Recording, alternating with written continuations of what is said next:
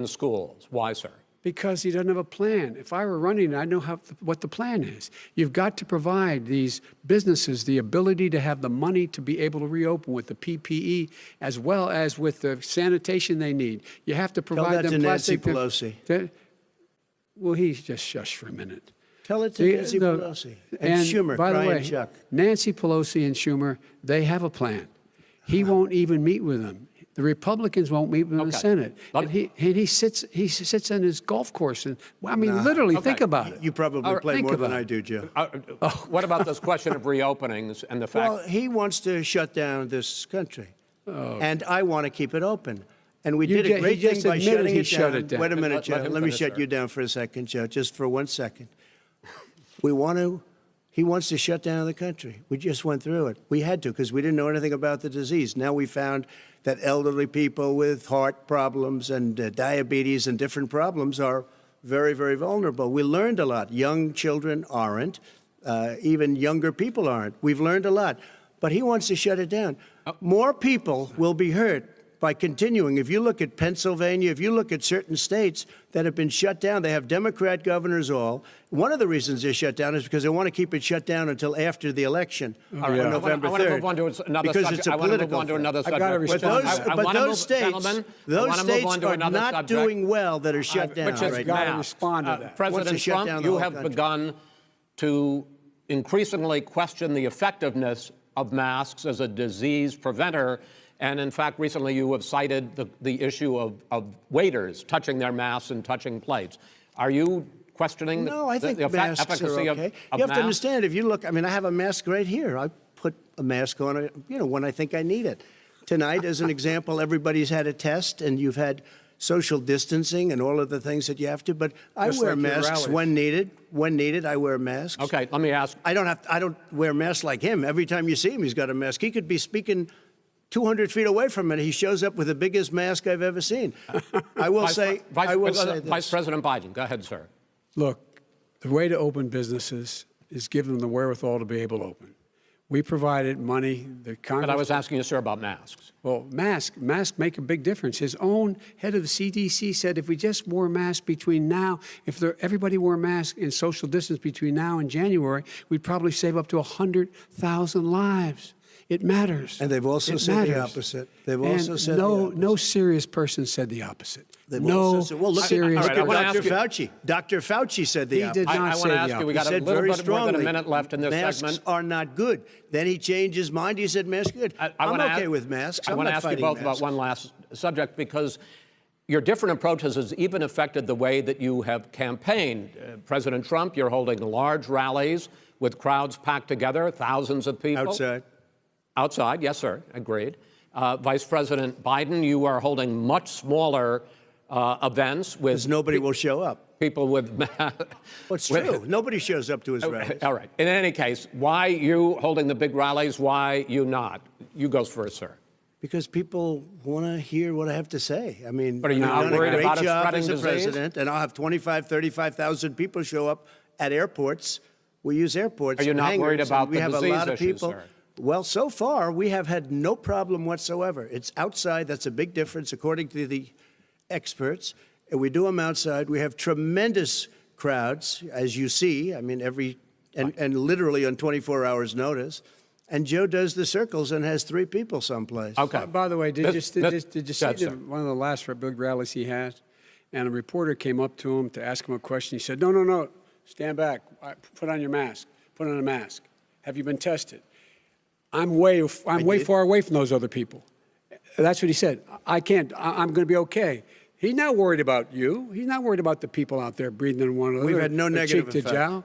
No negative effect. We've had no negative effect. And we've had 35,000, 40,000 people at these rallies. Just quickly finish up, because I want to move on to our next. Yes, I would. He's been totally irresponsible the way in which he has handled the social distancing and people wearing masks, basically encourage them not to.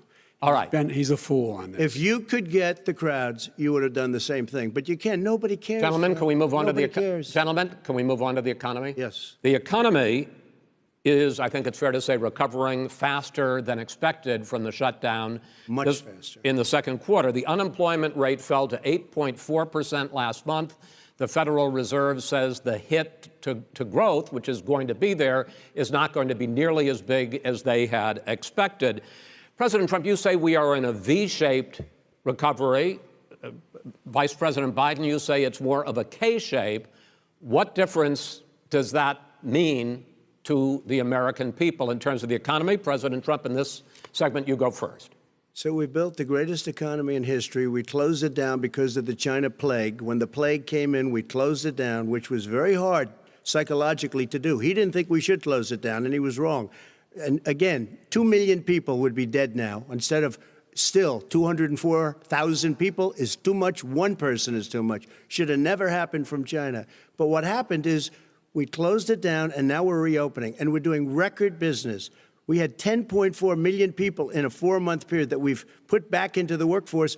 That's a record the likes of which nobody's ever seen before. And he wants to close down he will shut it down again. He will destroy this country. You know, a lot of people, between drugs and alcohol and depression, when you start shutting it down, you take a look at what's happening at some of your Democrat-run states where they have these tough shutdowns. And I'm telling you, it's because they don't want to open it. One of them came out last week. You saw that. Oh, we're going to open up on November 9th. Why November 9th? Because it's after the election. They think they're hurting us by keeping them closed. They're hurting people. People know what to do. They can social distance. They can wash their hands. They can wear masks. They can do whatever they want. But they got to open these states up. When you look at North Carolina, when you look, and these governors are under siege, Pennsylvania, Michigan, and a couple of others, you got to open these states up. It's not fair. You're talking about almost, it's like being in prison. And you look at what's going on with divorce, look at what's going on with alcoholism and drugs. It's a very, very sad thing. And he'll close down the whole country. This guy will close down the whole country and destroy our country. Our country is coming back incredibly well, setting records as it does it. We don't need somebody to come in and say, let's shut it down. All right. Your 2 minutes, sir. We're now moved to you. As I said, posing the question, the president says it's a V-shaped recovery. You say it's a K-shaped recovery. What's the difference? The difference is millionaires and billionaires like him in the middle of the COVID crisis have done very well. Billionaires have made another $300 billion because of his profligate tax proposal, and he only focused on the market. But you folks at home, you folks living in Scranton and Claymont and all the small towns and working class towns in America, how well are you doing? This guy paid a total of $750 in taxes. Sir, wait, no, sir, it's his two. Yeah, I understand. You've agreed to the 2 minutes, so please let him have it. Do I get my time back? The fact is that he has, in fact, worked on this in a way that he's going to be the first president of the United States to leave office having fewer jobs in his administration than when he became president. Fewer jobs than when he became president. First one in American history. Secondly, the people who have lost their jobs are those people who have been on the front lines, those people who have been saving our lives, those people who have been out there dying, people who've been putting themselves in the way to make sure that we could all try to make it. And the idea that he is insisting that we go forward and open when you have almost half the states in America with a significant increase in COVID deaths and COVID cases in the United States of America.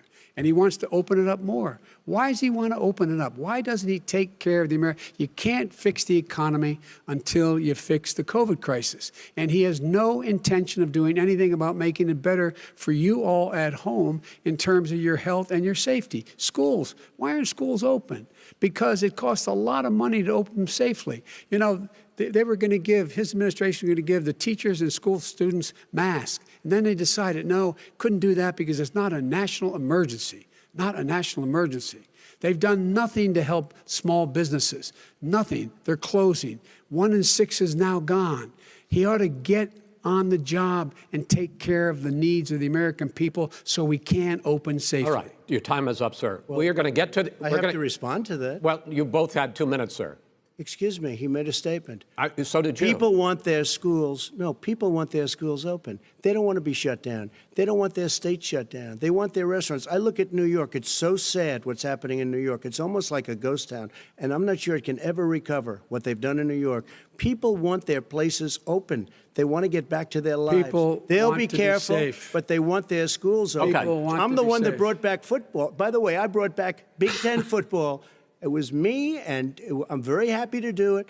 And All right, the people of let's- Ohio are very proud of me. And you know We're how going I to get found back, out? When he took gentlemen, a phony we're going to ad. get to your economic plans going forward in a moment. But first, Mr. President, as you well know, there's a new report that in 2016, the year you were elected president, and 2017, your first year as president, that you paid $750 a year in federal income tax each of those years.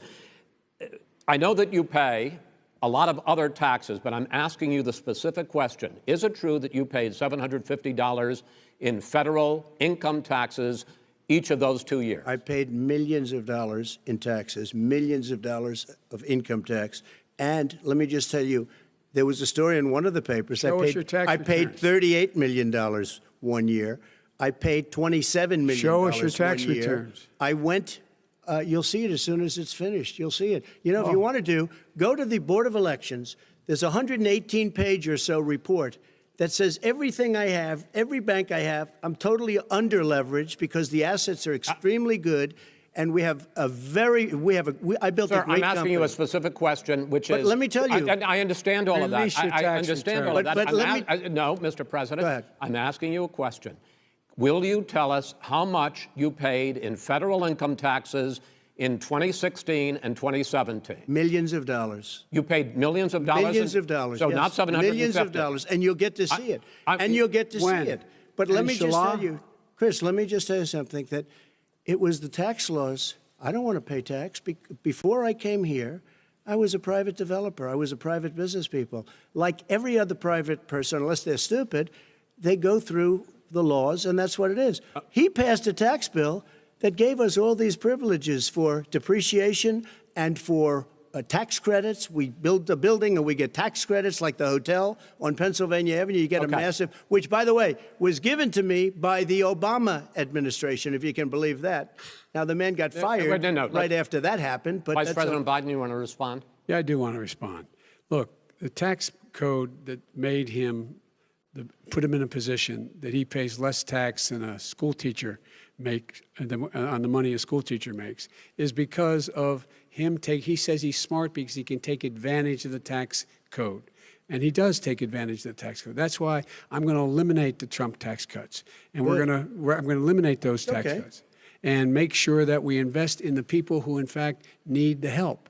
People out there need help. But why didn't you do it over the last 25 years? Because you weren't president. Because you weren't president screwing things up. You were a senator. And You're by the way, worst you were a president vice- America has ever had. Hey, Come Joe, on. let me just tell you, Joe. I've done more in 47 months. I've done more than you've done in 47 years, Joe. We've done things that you never even thought of doing, including fixing the broken military that you gave me, including taking care of your vets. Mr. President, we're talking about the economy. I'd like to ask you about your plans going forward, because, Mr. Vice President, your economic plan, if you were to be elected president, focuses a lot on big government, big taxes, big spending. I want to focus first on the taxes. You propose more than $4 trillion over a decade in new taxes on individuals making more than $400,000 a year and on corporations. President Trump says that that kind of an increase in taxes is going to hurt the economy as it's just coming out of a recession. Well, just take a look at what the analysis done by Wall Street firms. Points out that my economic plan would create 7 million more jobs than his in 4 years, number one. And number two, it would create an additional $1 trillion in economic growth, because it would be about buying American. That we're going to make, the federal government spend $600 billion a year on everything from ships to steel to buildings and the like. And under my proposal, we're going to make sure that every penny of that has to be made by a company. But respectfully, sir, I'm talking about taxes, not spending. By the way, I'm going to eliminate a significant number of the tax. I'm going to make the corporate tax 28%. It shouldn't be 21%. You have 91 companies, in the Fortune 500, who don't pay a single penny in tax, making billions of dollars. Why didn't you do it before when you were vice president with Obama? Because you, in fact, passed that. That was your tax proposal. I got it done. And you know what happened? Yeah, you got it done. Our economy boomed like it's never boomed The economy is busted. Mr. President, Let me finish. Mr. President, let me pick up on that. You would continue your free market approach, lower taxes, more deregulation, correct? Not lower taxes for the American people. But let me. Excuse me. But in Obama's, you talk about the economy booming. It turns out that in Obama's final 3 years as president, more jobs were created, 1.5 million more jobs than in the first 3 years of your presidency. They had the slowest recovery economic recovery since 1929. It was the slowest recovery. Also, they took over something that was down here. All you had to do is turn on the lights and you pick up a lot. But they had the slowest economic recovery since 1929. Let me tell you about the stock market. When the stock market goes up, that means jobs. It also means 401ks. If you got in, if you ever became president with your ideas, you want to terminate my taxes, I'll tell you what, you'll lose half of the companies that have poured in here will leave, and plenty of companies that are already here, they'll leave for other places. They will leave, and you will have a depression, the likes of which you've never seen. Look, we inherited the worst recession short of a depression in American history. I was asked to bring it back. We were able to have an economic recovery that created the jobs you're talking about. We handed him a booming economy. He blew it. It wasn't booming. Blew it. He blew it. It wasn't booming. It was the weakest recovery since 1929. Is it fair to say he blew it when fact, there was record low unemployment before COVID? Yeah, but because what he did, even before COVID, manufacturing went in the hole. Manufacturing went in the hole. Excuse me, one. Chris. Wait. Number two. Chris. Number three. They said it would take. No, you were number two. No. Chris. They said it would take a miracle to bring back manufacturing. I brought back 700,000 jobs. They brought back nothing. They gave up on manufacturing. Part of my standard fare. I'm the guy that brought back the automobile industry. All right, let him. We brought back. I was asked to bring back Chrysler and General Motors. We brought them back right here in the state of Ohio and Michigan. He blew it. They're gone. He blew it. And in fact, they're going. Ohio had the best year it's ever had last year. Michigan had the best year they've ever had. That is not Many true. car companies came in from Germany, from Japan, went to Michigan, went to Ohio. They're not having that. And they didn't come in with you. Mr. Vice President, go ahead. And so you take a look at what he's actually done. He's done very little. His trade deals are the same way. He talks about these great trade deals. You know, he talks about the art of the deal. China's perfected the art of the steal. We have a higher deficit with China now than we did before. We have the highest trade deficit with Mexico. China ate your lunch, down 18%. China ate your lunch, Joe. And no wonder your son goes in and he takes out billions of dollars, to manage. He makes millions of dollars. And also, while we're at it, why is it, just out of curiosity, the mayor of Moscow's wife gave your son $3.5 million. What did he do to deserve it? What did he do with Burisma to deserve $183,000? You've asked your question, let him answer. None of that is true. Oh, really? He didn't get $3.5 million? Mr. President, Mr. President, please. Totally discredited. Totally discredited. And by the way, well, wait, he didn't get $3.5 million, Joe? Mr. Vice, he got $3.5 million. That is not true. Oh, really? Mr. President, it's an open discussion, please. It's a fact. Well, you have raised an issue. Let the Vice President answer. Discredited. Did Burisma pay him $183,000 a month with no experience in energy? Mr. President, my son did nothing wrong at Burisma. I think he did. Mr. President, let him answer. He doesn't want to let me answer because he knows I have the truth. His position has been totally, thoroughly discredited. By who? The media? By everybody. Well, by the media, by our allies, by the World Bank, by everyone has discredited. Matter of fact, even the people who testified under oath. So let me ask you this, Joe. No, go ahead, Mr. I'm listening to you. He got $3.5 million from Moscow. He testified under oath in his administration, said, I did my job and I did it very well. Oh, I really? did it I'd honorably. like to know who they are. Well, I'll give you the list of the people who testified. No, go ahead, sir. Sure, you've already fired most of them because they did a good job. Some people don't do a good job. With you, go ahead. Wait a minute. You get the final word, Mr. Well, it's hard to get any word in with this clown. Excuse me. This. Hey, let me just say to you. No. I'm Mr. President. $3.5 million, Joe. That is simply. Why did he deserve $3.5 million from Moscow? Look, here's the deal. We want to talk about families and ethics. I don't want to do that. I mean, his family we could talk about all night. His family's My already... family, No, let him go. my family Already lost wrote a fortune by coming down and helping Go us ahead. with Go ahead, government. sir. And that's such a... they're right that's here. Mr. That's President. such a Every great... single one of them lost This a is not fortune about by President. my coming and family or helping his us with family. It's government. about your family, They the didn't American collect people. $3.5 million He for doesn't, nothing. that's not true. It doesn't want to talk about what you need, you, the American people. It's about you. That's what we're talking about you here. should All right, Not that's the end of the Shouldn't have segment. taken the money. We're moving on. He didn't take them. Well, Vice it's a very- President, but Chris, no, can I be honest? It's a very important Try to be question. honest. No, He I stood get it. up. No, he stood up, the answer to and the he question is threatened no. Ukraine. No, sir. With $1 billion, Sir, if you don't that get rid of is the press. You know what? absolutely not stop. You're on true. tape doing it. You're going to Not have tape. True. Gentlemen. Is- I hate to raise Chris, my voice, but he's it on seems tape. to be, why should I be different than the two of you? So here's the Got a deal. good point. We have 6 segments. We have ended that segment. We're going to go to the next segment. In that segment, you each are going to have 2 uninterrupted moments. In those 2 uninterrupted minutes, Mr. President, you can say anything you want. I'm going to ask a question about race, but if you want to answer about something else, go ahead. But I think that the country would be better served if we allowed both people to speak with fewer interruptions. I'm appealing to you, sir, to do that. Well, and him too. Well, frankly, you've been doing more interrupting Well, that's than all he right, has. but he does plenty. Well, less than, sir, less there's than, plenty. no, less than you have. Let's please continue on. The issue of race. Vice President Biden, you say that President Trump's response to the violence in Charlottesville 3 years ago, when he talked about very fine people on both sides, was what directly led you to launch this run for president. Oh, yeah, sure.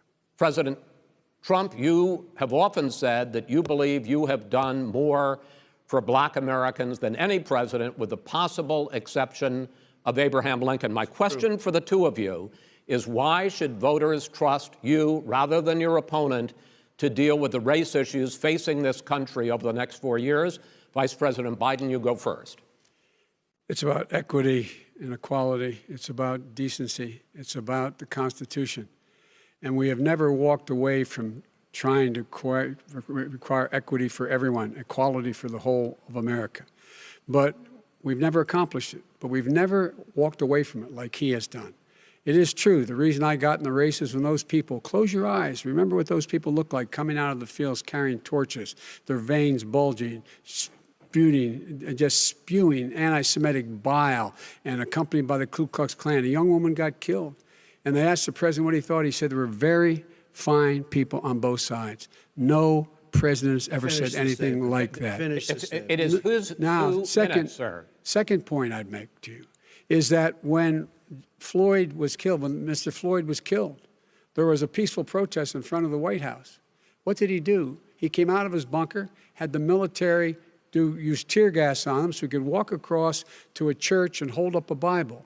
And then what happened after that? The bishop of that very church said that it was a disgrace. The general who was with him said all he ever wants to do is divide people, not unite people at all. This is a president who has used everything as a dog whistle to try to generate racist hatred, racist division. This is a man who, in fact, you talk about helping African Americans. 1 in 1,000 African Americans has been killed because of the coronavirus. And if he doesn't do something quickly, by the end of the year, 1 in 500 will have been killed. 1 in 500 African Americans. This man is a savior of African Americans. This man cares at all. This man's done virtually nothing. Look, the fact is that you have to look at what he talks about. You have to look at what he did. And what he did has been disastrous for the African American community. So, President Trump, you have 2 minutes. Why should Americans trust you over your opponent to deal with race he did a issues? crime bill, 1994, where you call them super predators, African Americans, the super predators, and they've never forgotten it. They've never forgotten it, Joe. No, sir, it's his 2 minutes. So you did that, and they call you a super predator, and I'm letting people out of jail now that you have treated the African American population community, you have treated the black community about as bad as anybody in this country. You did the and that's why, if you look at the polls, I'm doing better than any Republican has done in a long time, because they saw what you did. You call them super predators, and you've called them worse than that, because you look back at your testimony over the years, you've called them a lot worse than that. As far as the church is concerned, and as far as the generals are concerned, we just got the support of 250 military leaders and generals, total support. Law enforcement, almost every law enforcement group in the United States. I have Florida, I have Texas, I have Ohio, I have Portland. The sheriff just came out today and he said, I support President Trump. I don't think you have any law enforcement. You can't even say the word law enforcement, because if you say those words, you're going to lose all of your radical left supporters. And why aren't you saying those words, Joe? Why don't you say the words law enforcement? Because you know what? If they called us in Portland, we would put out that fire in a half an hour, but they won't do it because they're run by radical left Democrats. If you look at Chicago, if you look at any place you want to look, Seattle, they heard we were coming in the following day, and they put up their hands, and we got back Seattle. Minneapolis, we got it back, Joe, because we believe in law and order, but you don't. The top 10 cities and just about the top 40 cities are run by Democrats and in many cases radical left. And they've got you wrapped around their finger, Joe, to a point where you don't want to say anything about law and order. And I'll tell you what, the people of this country want and demand law and order, and you're afraid to even say it. All right.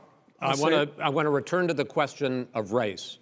Vice President Biden, after the grand jury in the Breonna Taylor case decided not to charge any of the police with homicide, you said it raises the question, quote, whether justice could be equally applied in America. Do you believe that there is a separate but unequal system of justice for blacks in this country? Yes, there is. There's systemic injustice in this country, in education and work and in law enforcement and the way in which it's enforced. But look, the vast majority of police officers are good, decent, honorable men and women. They risk their lives every day to take care of us. But there are some bad apples. And when they occur, when they find them, they have to be sorted out. They have to be held accountable. They have to be held accountable. And what I'm going to do as President of the United States is call together an entire group of people at the White House, well, everything from the civil rights groups to the police officers, to the police chiefs, and we're going to work this out. We're going to work this out so we change the way in which we have more transparency in when these things happen. These cops aren't happy to see what happened to George Floyd. These cops aren't happy to see what happened to Breonna Taylor. Most don't like it. But we have to have a system where people are held accountable. And by the way, violence in response is never appropriate. Never appropriate. Peaceful protest is. Violence is never appropriate. All right. What is peaceful protest? When they run through the middle of a town and burn down your stores and kill people all over the place, that and you is say not peaceful protest? President Trump, No, it's I'm not not, asking. but you say it is. President Trump, I'd like to continue with the issue of race. I please. promise we're going to get to the issue of law and order in a moment. This month, your administration directed federal agencies to end racial sensitivity training that addresses white privilege or critical race theory. Why did you decide to do that, to end racial sensitivity training? And do you believe that there is systemic racism in this country, sir? I ended it because it's racist. I ended it because a lot of people were complaining that they were asked to do things that were absolutely insane, that it was a radical revolution that was taking place in our military, in our schools, all over the place, and you know it, and so does everybody else. And he would know. What is radical about racial sensitivity training, sir? If you were a certain person, you had no status in life. It was sort of a reversal. And if you look at the people, we were paying people hundreds of thousands of dollars to teach very bad ideas and, frankly, very sick ideas. And really, they were teaching people to hate our country. And I'm not going to do that. I'm not going to allow that to happen. We have to go back to the core values of this country. They were teaching people that our country is a horrible place, it's a racist place, and they were teaching people to hate our country. And I'm not going to allow that to happen. Vice President Biden? Nobody's doing that. He's the racist. You just don't know. Here's the deal. I know a lot more about this than he does. Let him finish. The fact is that there is racial insensitivity. People have to be made aware of what other people feel like, what insults them, what is demeaning to them. It's important that people know they don't want to. Many people don't want to hurt other people's feelings, but it makes a big difference. It makes a gigantic difference in the way a child is able to grow up and have a sense of self-esteem. It's a little bit like how this guy and his friends look down on so many people. They look down their nose on people like Irish Catholics like me and grew up in Scranton. They look down on people who don't have money. They look down on people who are of a different faith. They look down on people who are a different color.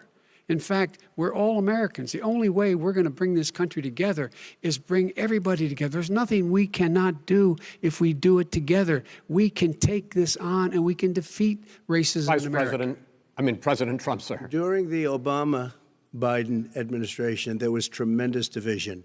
There was hatred. You look at Ferguson, you go to many places. Look at Oakland. Look what happened in Oakland. Look what happened in Baltimore. Look what happened. Frankly, it was more violent than what I'm even seeing now. Oh, my but Lord. the reason is that ridiculous. the Democrats that run these Absolutely cities ridiculous. don't want to talk like you about law and order. Violent and you crime, still haven't mentioned. violent Are you in crime. favor of law and order? I'm in favor of law. You follow it. Are you in favor of law and order? Go yes, ahead, I'm say in it. favor. You asked a Everybody's in favor question, of let him finish. Law and He order. loses Law lefty. and No, order. let him answer. Law and order with justice, where people get treated fairly. And the fact of the matter is, violent crime went down 17%, 15% in our administration. All right. It's gone up on his watch. Went down much more in ours. All right, we're now. is president of Mr. the President, United you're going States of to. America. We Mr. were President, breaking every record in the Mr. book. President, you're going to be very happy because And we're now going to talk about law and order. Places we had trouble were Democratic-run cities. That's and exactly so- my question. Democratic- There has been a dramatic increase in homicides in America this summer, particularly, and you often blame that on Democratic mayors and Democratic governors, but in fact, there have been equivalent spikes in Republican-led cities like Tulsa and Fort Worth.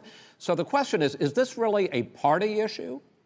I think it's a party issue. You can bring in a couple of examples, but if you look at Chicago, what's going on in Chicago, where 53 people were shot and 8 died, shot. If you look at New York, where it's going up like nobody's ever seen anything, the numbers are going up 100, 150, 200%.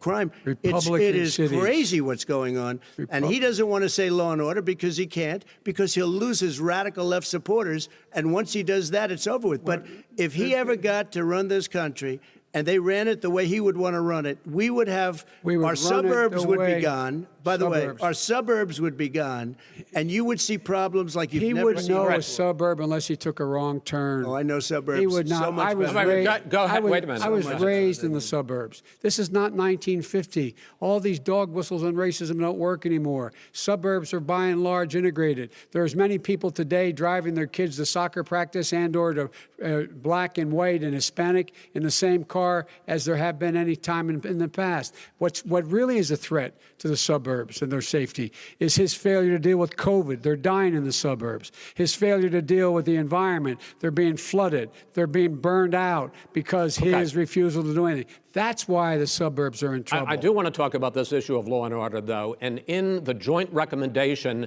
that came from the Biden-Bernie Sanders task force, you talked about, quote, reimagining policing. Yeah. First of all, what does reimagining policing mean, and do you support? It means. Let me, if I might finish the question. What does reimagining policing mean, and do you support the Black Lives Matter call for community control of policing? Look, what I support is the police having the opportunity to deal with the problems they face. And I'm totally opposed to defunding the police offices. As a matter of fact, local police, the only one defunding it, his budget calls for a $400 million cut in local law enforcement assistance. They need more assistance. They need, when they show up for a 9/11 call, to have someone with them as a psychologist or psychiatrist to keep them from having to use force and be able to talk people down. We have to have community policing like we had before, where the officers get to know the people in the communities. That's when crime went down. It didn't go up, it went down. And so we have to be engaged. That's not what they're talking about, Chris. That's not what they're talking about. He's talking about defunding the police. That is not true. He doesn't have any law support. Look, he has no law enforcement support. That's not true. Almost that's nothing. Look. Oh, really? Who do you have? Name one group that supports you. Name one group that came out and supported you. Go ahead. Look, think. We have time. We don't have time to do anything. No, think about it. Name one law enforcement group that came out and supported gentlemen, you. I think I'm going to take back the There moderator's aren't. I don't role, think there are any. and I want to get get to another subject, which is the issue of protests in many cities that have turned violent. In Portland, Oregon, especially, we had more than 100 straight days of protests, which I think you would agree, you talk about peaceful protests, many of those turned into riots. Mr. Vice President, you say that people who commit crimes should be held accountable. The question I have, though, is as the Democratic nominee, and earlier tonight you said that you are the Democratic Party right now, have you ever called the Democratic mayor of Portland or the Democratic governor of Oregon and said, hey, you got to stop this, bring in the National Guard, do whatever it takes, but you stop the days and months of violence in Portland? I don't hold public office now. I am a former vice president. I've made it clear in my public statements that the violence should be prosecuted. It should be prosecuted, and anyone who commits it but should you've be never called for the people, the leader. Excuse me, sir. You had never called for the leaders in Portland and in Oregon to bring in the National Guard and knock off 100 days of riots. They can, in fact, take care of it if he just stay out of the way. Look here. Oh, really? Really? Here's the thing. I sent in the U.S. Marshals to get the killer of the young man in the middle of the street. They shot him, and for 3 days, President Trump, Portland wouldn't do anything. I had to send in the U.S. Marshals. They took care of business. Go ahead, sir. And by the way, his own former spokesperson said, riots and chaos and violence help his cause. That's what this is all about. I don't know who said that. I do. Who? I think Kellyanne Conway. I don't think she said that. She said that. And so here's the all right. But here's the point. The point is that that's what he is, keeps trying to rile everything up. He doesn't want to calm things down. Instead of going in and talking to people and saying, let's get everybody together, figure out how to deal with this. What's he do? He just pours gasoline in the fire constantly, and every single solitary time. And to end this, button up this segment, I'm going to give you a minute to answer, sir. You have repeatedly criticized. I have to answer his statement. No, you have repeatedly. Wait, you have no. You've been talking back and forth. He made a statement. I'm asking you. I would love to end it. Sir. I would love to end it. If you want to switch seats. We could very quickly. We could do that, but I'd send in the National Guard, it would be over. There'd be no problem. Okay. But they don't want to accept the National Guard. You have repeatedly criticized the vice president for not specifically calling out Antifa and other left-wing extremist groups. But are you willing tonight to condemn white supremacists and militia groups and to say that they need to stand down and not add to the violence in a number of these cities, as we saw in Kenosha and as we've seen in Portland? Sure, are you I'm prepared willing to do specifically that, but do it? Well, go ahead, sir. I would say almost everything I see is from the left wing, not from the right wing. So what are you saying? I'm willing to do anything. I want to see peace. Then do it, sir. Say it. Do it. Say it. Do you want to call him? What do you want to call them? Give me a name. Give me a white name. Supremacists and who would you like me to condemn? White supremacists and right Proud militia. Boys, stand back and stand by. But I'll tell you what. Somebody's got to do something about Antifa and the left, because this is not a right-wing problem. This is a left-wing. FBI director This said is a left-wing problem. White supremacists. Antifa's an idea, not an organization. Oh, you got to be not kidding. militia. That's what It's an idea. FBI director Gentlemen, said. Well, then you know what? We're done, sir. We're moving on to the next. We're moving. When a bat hits you over the head, that's not an idea. Everybody in Antifa your is administration bad. tells you the truth has a bad idea. Can I tell you what? You have no ideas. Antifa is a dangerous, all right, radical gentlemen, group. we're now moving on to the Trump and you ought to be Biden careful records. with them. They'll overthrow you. When a in 2 president, seconds. I'm going to ask a question. When the president seeks a second term, it is generally a referendum on his record. But Vice President Biden, you like to quote one of your dad's sayings, which is, don't compare me to the almighty, compare me to the alternative. And in this case, sir, you are the alternative. Looking at both of your records, I'm going to ask each of you, why should voters elect you president over your opponent? In this segment, President Trump, you go first, 2 minutes. Because there has never been an administration or president who has done more than I've done in a period of 3.5 years. And that's despite the impeachment hoax. And you saw what happened today with Hillary Clinton, where it was a whole big con job.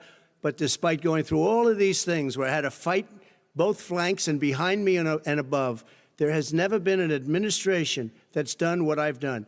The greatest, before COVID came in, the greatest economy in history, lowest unemployment numbers. Everything was good. Everything was going. And by the way, there was unity going to happen. People were calling me for the first time in years. They were calling and they were saying, it's time maybe. And then what happened? We got hit, but now we're building it back up again. A rebuilding of the military, including Space Force and all of the other things. A fixing of the VA, which was a mess under him. 308,000 people died because they didn't have proper health care. It was a mess. And we now got a 91% approval rating at the VA, our vets. We take care of our vets. But we've rebuilt our military. The job that we've done, and I'll tell you something, some people say maybe the most important. By the end of the first term, I'll have approximately 300 federal judges and Court of Appeals judges, 300, and hopefully 3 great Supreme Court justices. That is a record, the likes of which very few people, and you know one of the reasons I'll have so many judges? Because President Obama and him left me 128 judges to fill. When you leave office, you don't leave any judges. That's like, you just don't do that. They left 128 openings, and if I were a member of his party, because they have a little different philosophy, I'd say if you left us 128 openings, you can't be a good president, you can't be a good vice president. But I want to thank you because it gives us almost, it'll probably be above that number by the end of this term. 300 judges, it's a record. Looking at both your records, why should voters elect you president as opposed to President Trump? You have 2 minutes uninterrupted. Under this president, we become weaker, sicker, poorer, more divided, and more violent. When I was vice president, we inherited a recession. I was asked to fix it. I did. We left him a booming economy, and he caused a recession. With regard to being weaker, the fact is that I've gone head-to-head with Putin and made it clear to him we're not going to take any of his stuff. He's Putin's puppy. He still refuses to even say anything to Putin about the bounty on the heads of American soldiers. Your son got $3.5 million. And by the way, my son... Wait a minute. Mr. President, your campaign agreed to both sides would get 2-minute answers uninterrupted. Well, your side agreed to it, and why don't you observe what your campaign agreed to as a ground rule, okay, sir? He never keeps his word. Can you add no, I'm not asking. That was a rhetorical question. Can you add back 30 seconds? Yeah, yes, you may have. All right. Go ahead. So, thirdly, we're poor. The billionaires have gotten much more wealthy by a tune of over $300 to $400 billion more just since COVID. You in the home, you got less. You're in more trouble than you were before. In terms of being more violent, when we were in office, there were 15% less violence in America than there is today. He's president of the United States. It's on his watch. And with regard to more divided, the nation can't stay divided. We can't be this way. And speaking of my son, the way you talk about the military, the way you talk about them being losers and being and just being suckers. My son was in Iraq. He spent a year there. He got the Bronze Star. He got the Conspicuous Service Medal. He was not a loser. He was a patriot, and the people left behind there were heroes. Really? And I resent. Are you talking like about hell. Hunter? Are you talking about Hunter? I'm talking about my son, Beau Biden. You're talking about. I don't know Beau. I know Hunter. Yeah, Hunter got thrown out of the military. He was thrown out, dishonorably discharged. That's not true. He wasn't dishonorably. Cocaine use. And he didn't have a job until you became vice president. And once you became vice president, he made a fortune in Ukraine, in China, in Moscow, that is simply and various not other places. True. He made a fortune. My son. And he didn't have a job. My son, like a lot of people we know at home, had a drug problem. He's overtaken it. He's fixed it. He's worked on it, and I'm proud of him. But why was he given tens of millions of dollars? But he wasn't given tens of millions of dollars. That is totally discredited. We've already been totally discredited.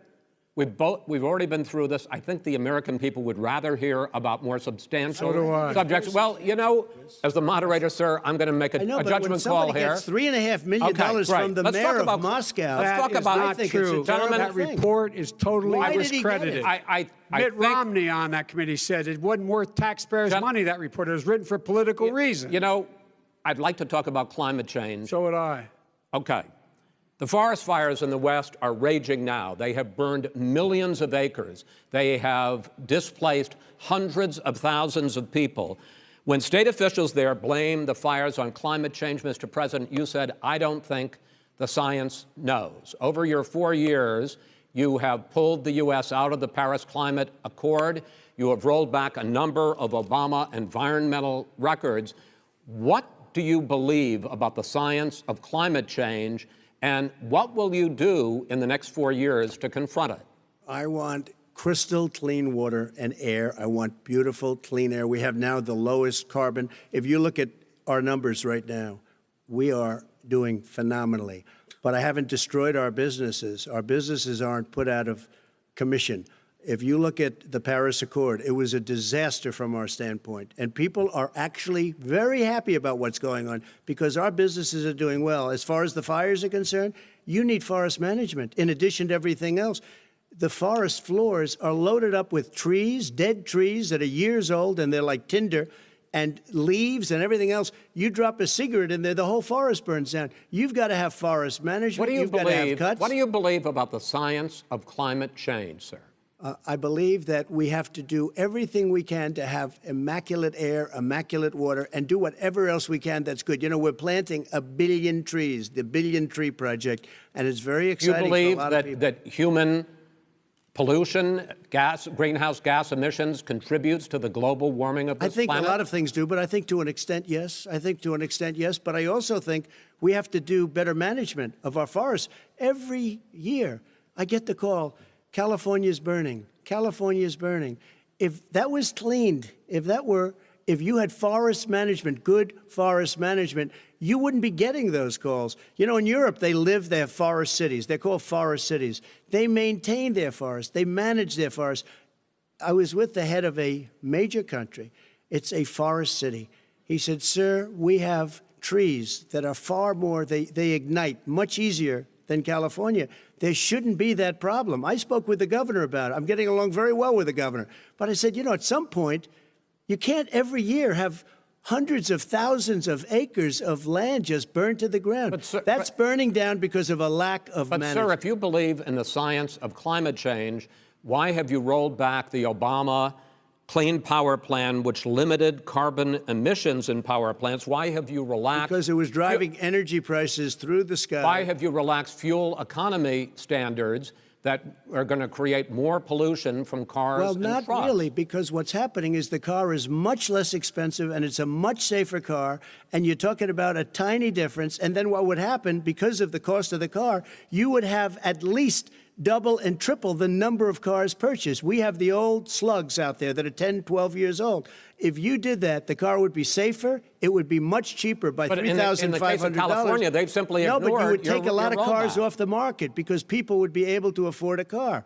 Now, and by the way, we're going to see how that turns out. But a lot of people agree with me, many people.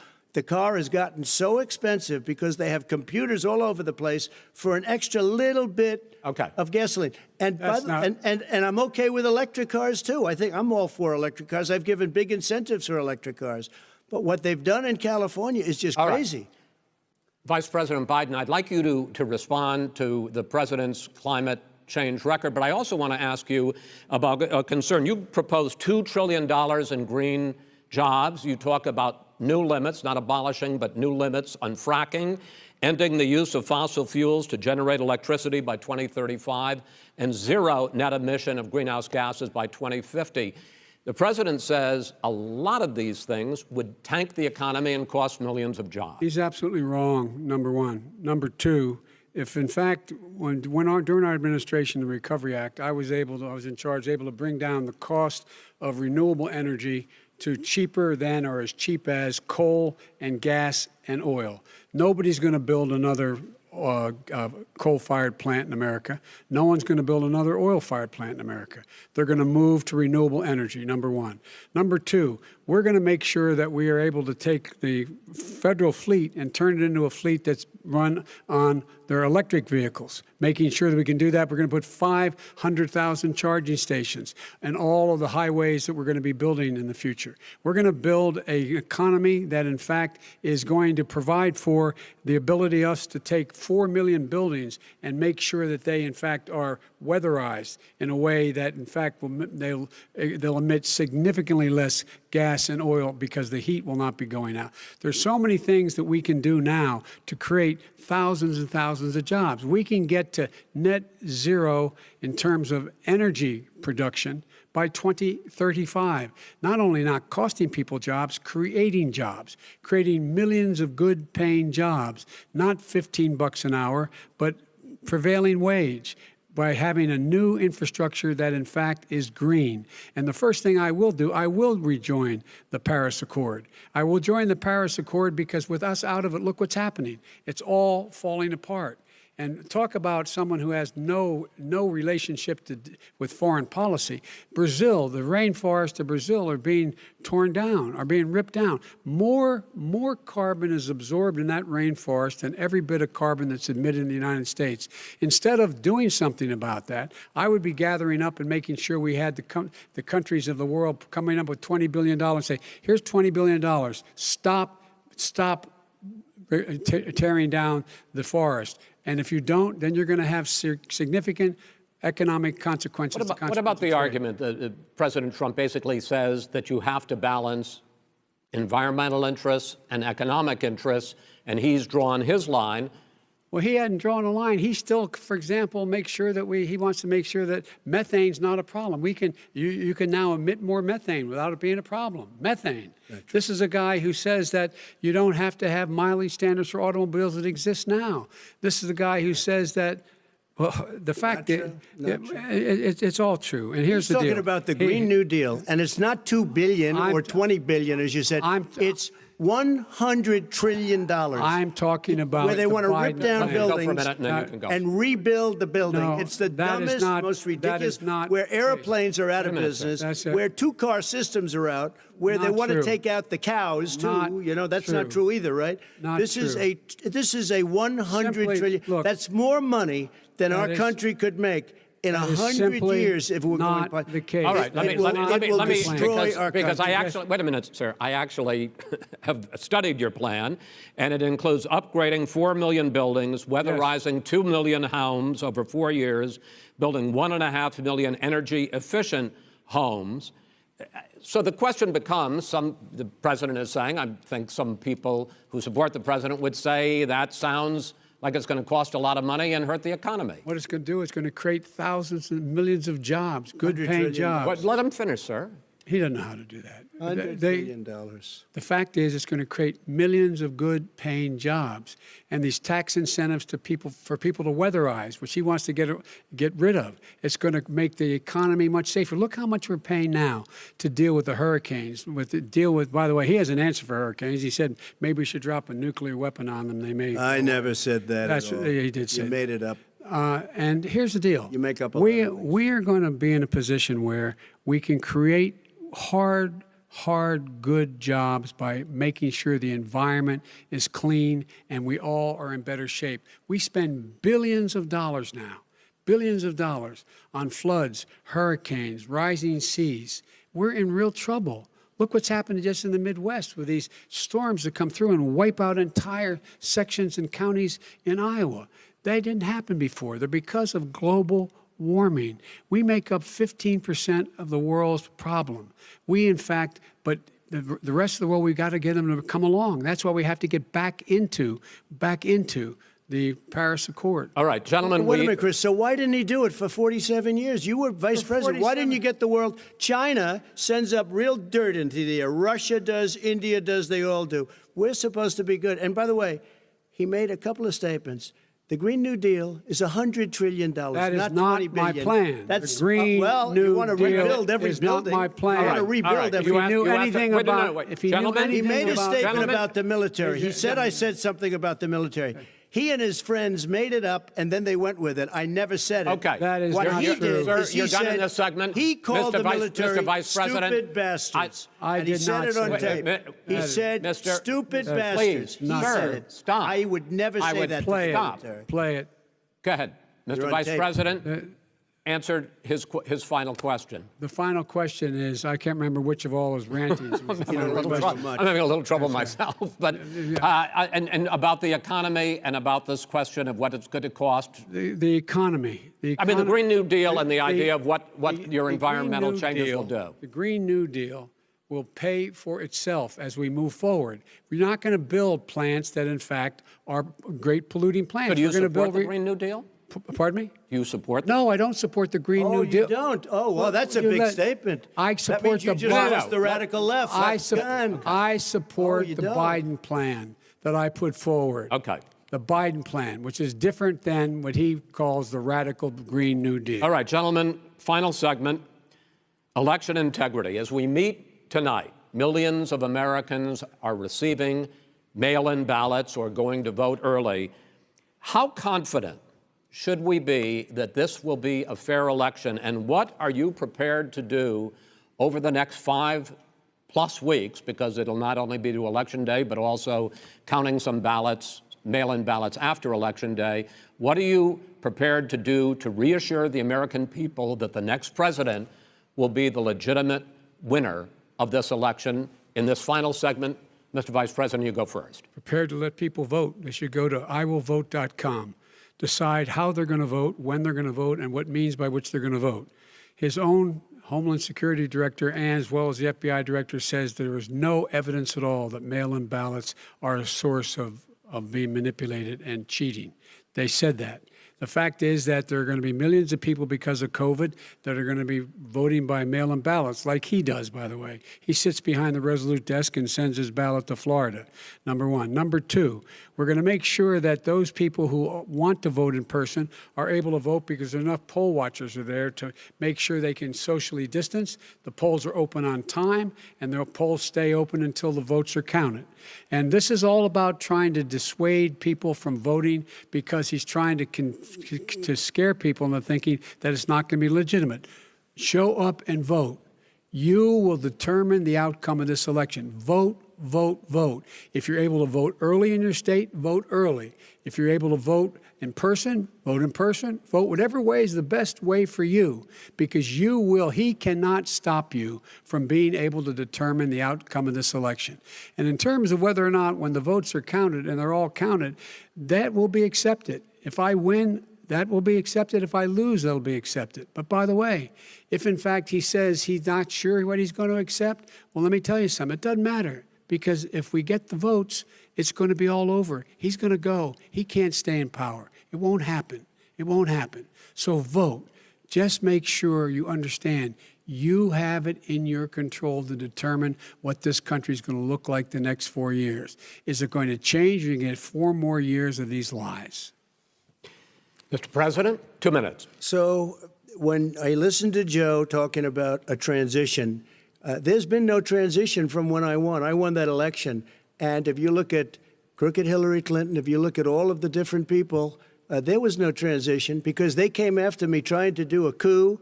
They came after me spying on my campaign. They started from the day I won, and even before I won, from the day I came down the escalator with our First Lady. They were a disaster. They were a disgrace to our country. And we've caught them. We've caught them all. We've got it all on tape. We've caught them all. And by the way, you gave the idea for the Logan Act against General Flynn. You better take a look at that, because we caught you in a sense. And President Obama was sitting in the office. He knew about it too. So don't tell me about a free transition. As far as the ballots are concerned, it's a disaster. A solicited ballot, okay, solicited is okay. You're soliciting, you're asking, they send it back, you send it back. I did that. If you have an unsolicited, they're sending millions of ballots all over the country. There's fraud. They found them in creeks. They found some with the name Trump, just happened to have the name Trump just the other day in a waste paper basket. They're being sent all over the place. They sent 2 in a Democrat area. They sent out 1,000 ballots. Everybody got 2 ballots.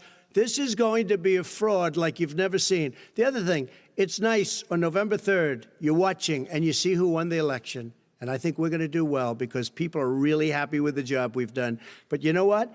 We won't know. We might not know for months, because these ballots are going to be all over. Take a look at what happened in Manhattan. Take a look at what happened in New Jersey. Take a look at what happened in Virginia and other places. They're not losing 2%, 1%, which, by the way, is too much. An election could be won or lost with that. They're losing 30 and 40%. It's a fraud, and it's a shame. And can you imagine where they say you have to have your ballot in by November 10th? November 10th. That means that's 7 days after the election. In theory, should have been announced. Okay. We have major states with that, Sir, all run by Democrats. 2 minutes is 2 minutes. All run by Democrats. It's President Trump, it's a rigged election. you're going to be able to continue. You have been charging for months that mail-in balloting is going to be a disaster. You say it's rigged, that it's going to lead to fraud. But in 2018, in the last midterm election, 31 million people voted mail-in voting. That was a quarter, more than a quarter, of all the voters that year cast their ballots by mail. Now that millions of mail-in ballots have gone out, what are you going to do about it? And are you counting on the Supreme Court, including a Justice Barrett, to settle any dispute? Yeah, I think I'm counting on them to look at the ballots, definitely. I hope we don't need them in terms of the election itself. But for the ballots, I think so, because what's happening is incredible. I read today, where at least 1% of the ballots for 2016 were invalidated. They take them, we don't like them, we don't like them. But what are you going to do about it? There are millions of ballots going out right now. What you do is you go and vote. You do a solicited ballot, and that's okay, or you go and vote. I'm asking you about the fact that millions of people You go and vote. You go and vote. But like what I'm they, saying is, what are like you they going to do used about to the fact in the that millions of people? You either do, Chris, a solicited ballot where you're sending it in, they're sending it back, and you're sending. They have mailmen with lots of it. Did you see what's going on? Take a look at West Virginia, mailmen selling the ballots. They're being sold. They're being dumped in rivers. This is a horrible thing for our country. There is no. This is not. There is no. This is not going to end well. There is Okay. no This evidence is of that. not going Vice to President end well. Biden, 5 states in fact, have had go ahead, mail-in sir. ballots for the last decade or more. 5, including 2 Republican states. And you don't have to solicit the ballot. It's sent to you. It's sent to your home. What they're saying is that it has to be a postmark by the time, by Election Day. If it doesn't get in till the 7th, 8th, 9th, it still should be counted. He's just afraid of counting the votes because he knows wrong. the outcome. You're wrong. I want to continue with you on this, Vice President Biden. Because Chris, he's so wrong when he makes a statement like that. Excuse me, Vice President Biden, the biggest problem, in fact, over the years with mail-in voting has not been fraud historically.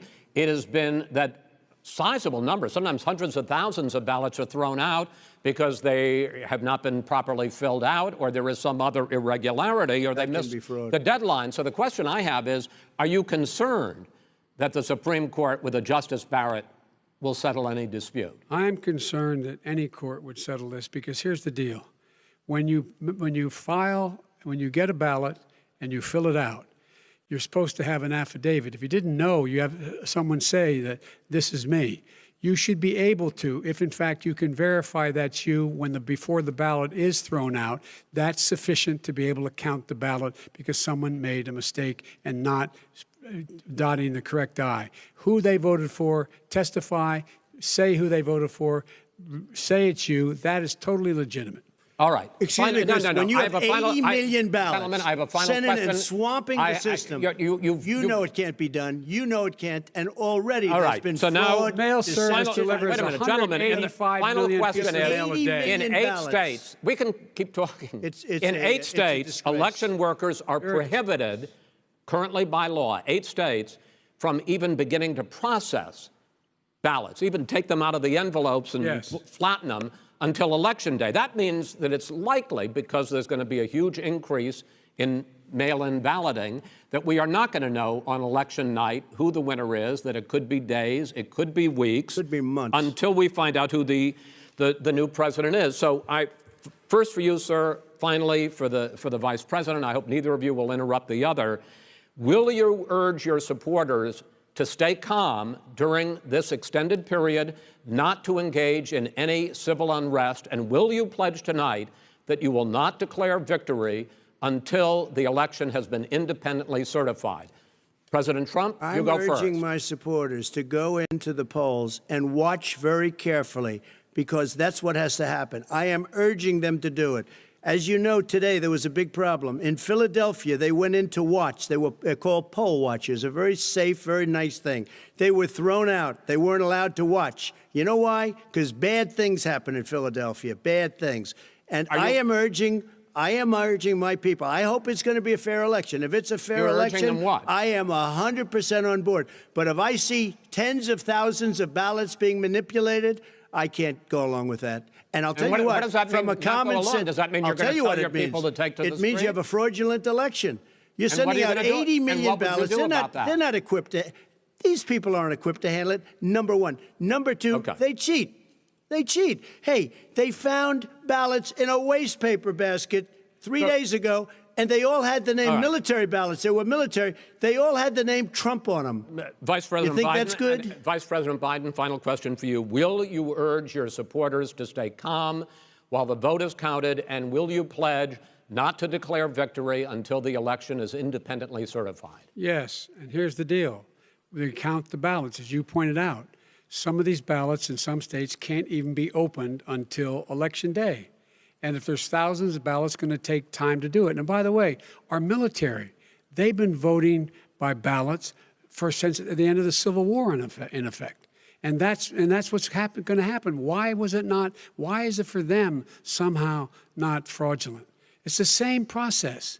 It's honest. No one has established at all that there is fraud related to mail-in ballots, that somehow it's a fraudulent process. It's already been established. Take a but- look at Carolyn Maloney's race. I asked you had an opportunity Look to at respond. Carolyn Monroe. Go ahead. They have no idea what Vice happened. President Biden, go ahead. He has no idea what he's talking about. Here's the deal. The fact is, I will accept it, and he will too. You know why?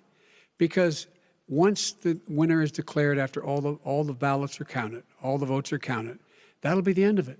That'll be the end of it. And if it's me, in fact, fine. If it's not me, I'll support the outcome. And I'll be a president not just for the Democrats. I'll be a president for Democrats and Republicans. And this guy, I want to if see in an fact, honest Okay. ballot count. Gentlemen, you say that's the end of Chris, it? This is the I end wanna of this see an debate? honest ballot count. We're And I going to think leave he it does there. too. To be continued does. as in more debates as we go on. President Trump, Vice President Biden, it's been an interesting hour and a half. I want to thank you both for participating in the first of 3 debates that you have agreed to engage in. We want to thank Case Western Reserve University and the Cleveland Clinic for hosting this event. The next debate, sponsored by the Commission on Presidential Debates, will be 1 week from tomorrow, October 7th, at the University of Utah in Salt Lake City. The 2 vice presidential nominees, Vice President Mike Pence and Senator Kamala Harris, will debate at 9 p.m. Eastern that night. We hope you watch. Until then, thank you and good night.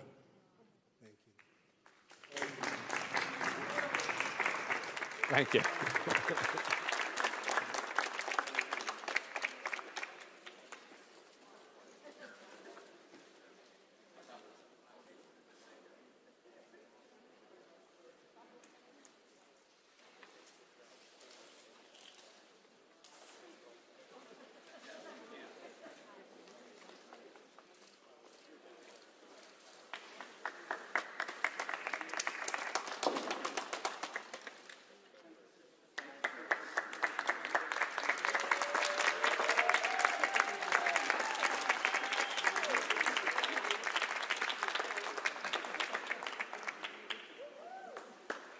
President Trump, the greatest president of all time.